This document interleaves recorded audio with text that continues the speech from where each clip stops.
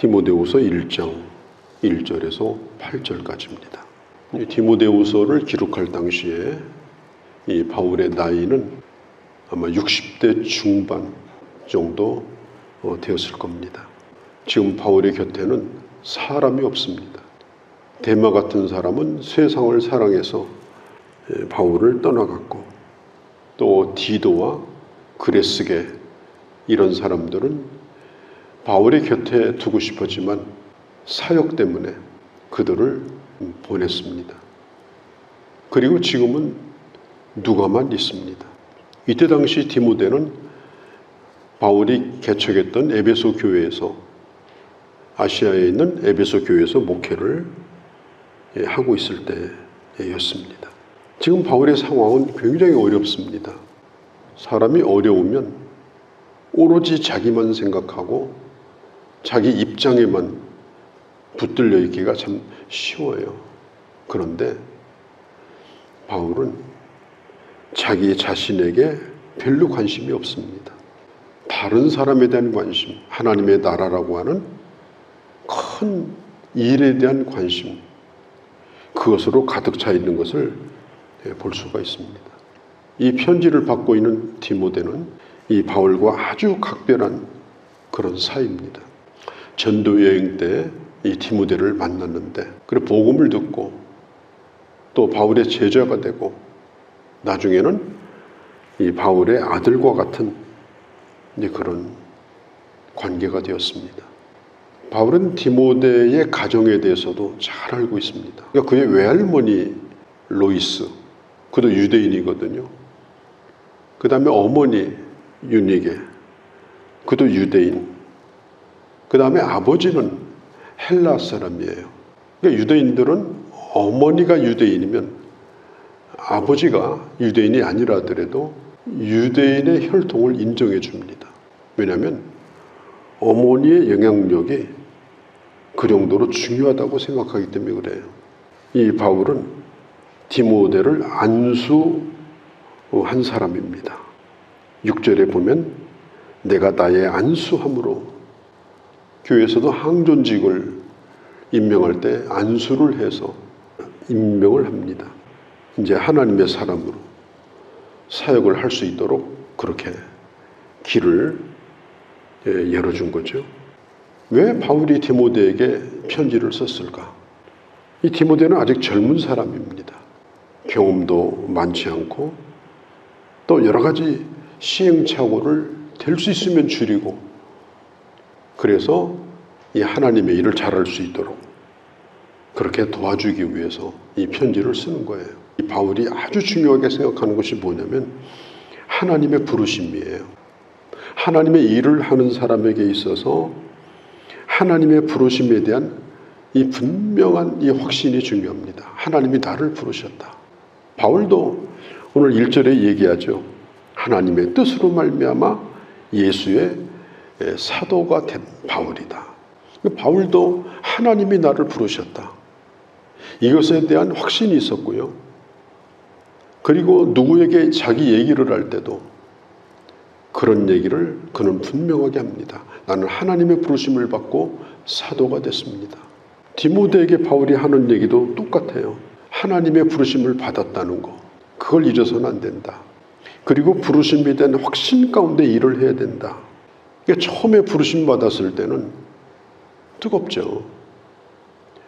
안수 받을 때는 평생토록 주를 위해서 살겠노라고 참 눈물을 흘리고 진실한 마음으로 그렇게 하게 되죠. 그런데 이제 시간이 지나다 보면은 눈물도 마르고 열정도 식어지고, 나중에는 매너리즘에 빠져가지고 나중에는 이름표만 달고 다니는, 어쩌다 보면 그렇게 되기가 쉬워요. 그래서 이 바울이 디모데에게 다시 그 부르심에 불을 일으키는, 오늘 성경에 보니까 6절에 분릿하기 위하여 내가 지금 너를 생각하고 이 편지를 쓰고 있다. 그렇게 지금 말을 하고 있는 것입니다. 바울은 이 3절 4절에 보면 이 디모데를 항상 보고 싶어 했습니다. 내가 밤낮으로 간구하는 가운데 쉬지 않고 너를 생각하였다. 어떤 너를 생각하였느냐? 청결한 양심으로 조상으로부터 섬겨오는 하나님께 감사하고, 그리고 내 눈물을 생각했다. 그리고 너 보기를 원했다.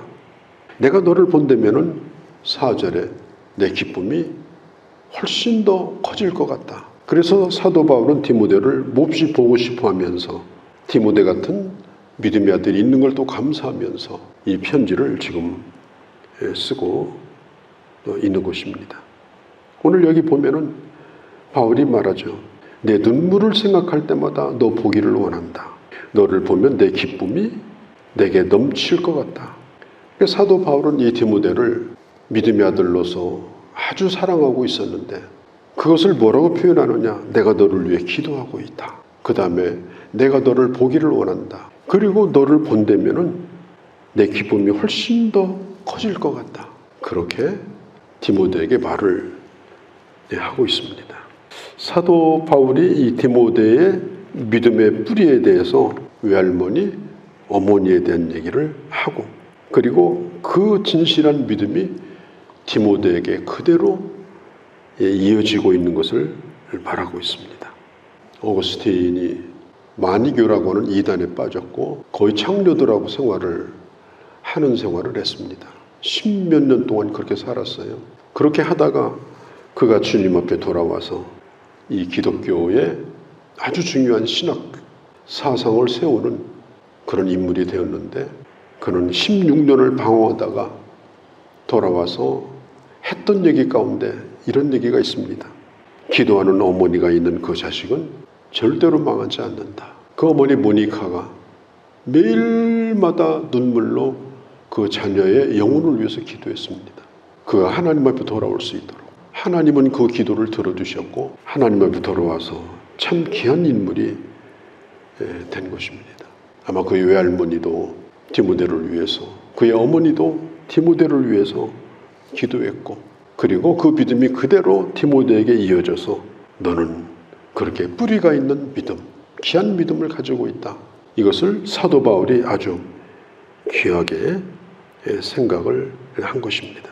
다시 불릴 듯 하게 하기 위하여 너로 생각하게 하노니, 이제 바울이 디모데에게 생각하게 할 것들이 있었어요. 불릴 듯 하게 하려고, 다시 사명감에 타오르게 하려고. 왜냐하면 점점 식어지니까. 처음부터 그런 건 아니에요. 많은 시험을 당하고 어려움을 겪으면은 결국은 그 소명의식도 점점점 식어지게 되고, 이게 나중에는 수덩이처럼 보여요. 다 타가지고. 근데 뒤져보면 좀 남아있어요. 아주 꺼지면 큰일 나죠. 어떻게 하든지 불을 일으켜가지고 꺼지지 않도록 이 바울은 긴급 조치를 한 것이 바로 이게 디모데 후서입니다. 다시 타오르게 하기 위해서. 여기 다시라고 하는 말, 이 말을 바울이 붙인 거예요. 그러니까 예전에는 있었다는 거예요. 없었던 게 아니에요. 과거에 아주 좋았어요. 그런데 지금은 없어요. 그래서 다시 타오르게 하기 위해서, 다시 회복하기 위해서 이 편지를 지금 쓰고 있다. 다시 타오르는 게 참 중요합니다. 그대로 놔두면은 그 불씨가 정말 꺼질 수도 있어요. 그리고 다시 타오르는 게 힘들 수도 있습니다. 그래서 빨리 다시 불을 붙여야 됩니다. 빨리 불을 붙여서 다시 살아나게 해야 됩니다. 예배가 살아나야 되고, 기도가 살아나야 되고, 하나님 앞에 봉사하는 봉사도 살아나야 되고, 그리고 그 사람의 삶도 다시 불리듯 살아나야 되고. 특별히 이 디모데에게 큰 약점이 뭐냐면 그는 마음이 약한 사람이었어요. 신경성 위장병을 앓을 정도로. 디모데에게는 두려움이 있었어요. 7절에도 보면 두려워하는 마음이 아니요. 이 말은 뭐냐면 그가 가지고 있는 두려움이 그의 사명을 쉽게 만든 거예요. 사람이 두려움에 빠지면 용기가 안 나고 힘이 안 나고, 그렇게 되면 결국은 식어지게 되는 거예요. 특별히 8절에 보면은 갇힌 자 된 나 바울을 부끄러워하지 말라. 사도 바울은 디모데를 자랑스럽게 생각했는데 디모데는 바울을 그렇게 자랑스럽게 생각하지 않은 것 같아요. 지금 내놓을 게 없는 거예요. 가정도 없죠. 자식도 없죠. 쌓는 것도 없죠. 지금 감옥에 갇혀가지고 죽을 날만 기다리고 있는데 이런 걸 보면서 오히려 부끄러워한 거예요. 부끄러워하면 두려워져요. 우리가 예수 그리스도를 부끄러워하면 두려워집니다. 복음을 부끄러워하면 두려워집니다. 내가 하는 일을 부끄러워하면 두려워집니다. 부끄러워할 것이 아닌데 부끄러워하면 눈치를 보게 되고 몸짓거리게 되고 자꾸 그렇게 하면 나중에는 두려움에 빠져요. 그 일을 할 용기도 나지 않아요. 내가 일을 하다가 실패할까 봐 두렵고 또 중단될까 봐 두렵고 또 더 잘 해보자고 하는 그런 생각, 그런 스트레스 때문에 두렵고 이것은 모든 목회자나 모든 사역자가 다 똑같이 겪는 그런 일들입니다. 서기 64년 그때가 노마에 큰 화재가 났어요. 그래서 예수 믿는 사람들이 누명을 썼습니다. 방화범으로 예수 믿는 사람들이 지목이 돼가지고 수많은 사람들이 죽었습니다. 그때쯤에 사도 바울도 붙잡혀가지고 노마 감옥에 갇혀 있었고 바울도 죽는 것이 분명합니다. 이런 상황 가운데 지금 이 디모데는 지금 자기는 노마에 있는 것도 아닌데 복음을 위해서 고난받고 있는 이 바울을 부끄러워하고 두려움에 빠지게 된 거예요. 사람이 두렵게 되면은 어떻게 돼요? 절제력을 잃어버려요. 그래서 막 먹어댄다든지 그냥 막 즐기러 그냥 자기 멋대로 형락에 빠진다든지 그 두려움을 이기기 위해서 무절제한 생활을 한다든지 그러나 그렇게 한다고 해서 두려움을 이길 수 있는 것은 아니다. 사도 바울이 얘기하죠. 하나님이 우리에게 주신 마음은 7절에 두려워하는 마음이 아니다.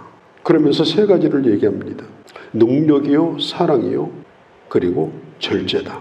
다이나믹, 하나님이 주시는 능력, 성령의 능력, 성령 충만함으로 우리는 두려움을 이기고 또 사랑함으로 이깁니다. 사랑하면 두려움이 사라집니다. 누군가를 미워하고 비교하고 시기하고 사람들에 대해서 안 좋은 생각을 품고 그러면 두려움이 커져요.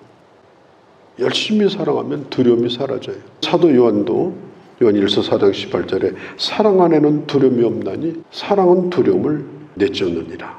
두려우면은 형벌이 있고 두려우면은 사랑을 이룰 수가 없다.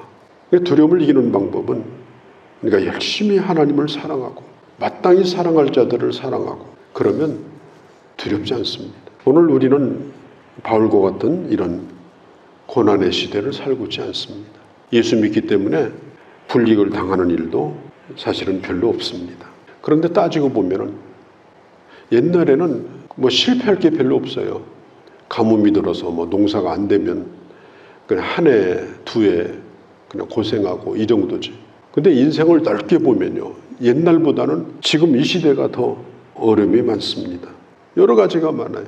조기 은퇴 아주 심각합니다. 파산, 사업하기가 진짜 어려워요. 많은 사람이 교통사고, 그 외에 산업재해 이런 거. 일생을 놓고 볼 때 모든 사람 다 두려움을 안고 살아요. 어린 학생들도, 청년들도, 또 공부하는 학생들, 입시에 대한 거, 또 취직에 대한 거, 목회자도 마찬가지예요. 사도 바울이 지금 편지를 보내고 있는 이 목회자인 디모데도 두려움이 많았을 거예요.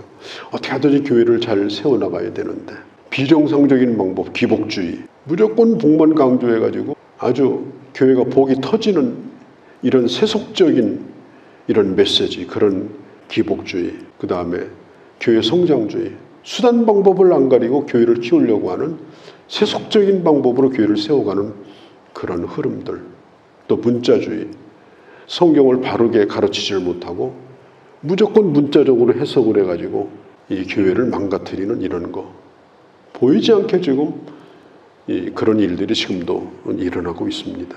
자, 이런 가운데 우리가 꼭 기억할 게 있어요. 우리가 살고 있는 상황이 다 다르다 할지라도 똑같은 거 한 가지가 있어요. 그것이 뭐냐? 우리는 하나님의 부름을 받은 사람들입니다. 목회자뿐 아닙니다. 교회의 봉사뿐 아닙니다. 우리가 하고 있는 모든 일들, 나는 하나님의 소명을 받은 자다. 잘난 자나 못난 자나 또 세상적으로 좀 성공하든지 성공을 못했든지 똑같아요.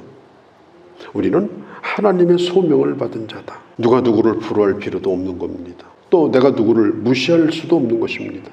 이 세상에는 두 가지 사람만 존재해요.